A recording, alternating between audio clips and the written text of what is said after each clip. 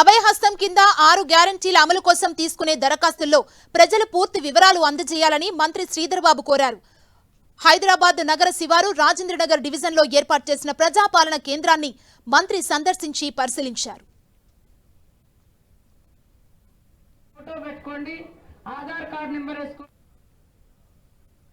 ప్రభుత్వమే ప్రజల దగ్గరకొచ్చి దరఖాస్తులను స్వీకరిస్తుందని మంత్రి దామోదర రాజనరసింహ అన్నారు.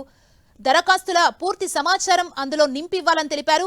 10 ఏళ్ల తర్వాత కాంగ్రెస్ పార్టీకి ప్రజలు అవకాశం ఇచ్చారని, కాంగ్రెస్ ప్రభుత్వం ప్రజల సంక్షేమం కోసం పనిచేస్తుందని మంత్రి అన్నారు. దరఖాస్తులు తీసుకొని దరఖాస్తులు నింపి మీరు ఆ అధికారులకు ఆ కౌంటర్లో అందజేయవలసిందిగా మా యొక్క విజ్ఞప్తి.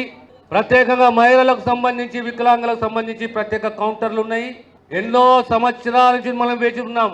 ప్రత్యేకంగా రేషన్ కార్డులే కానీ, ఇండ్లే కానీ, ఇళ్ల స్థలాలే కానీ, ఇతర అంశాలే కానీ ప్రభుత్వం మీ ముందు వచ్చింది, ప్రభుత్వం మీ ముందున్నది.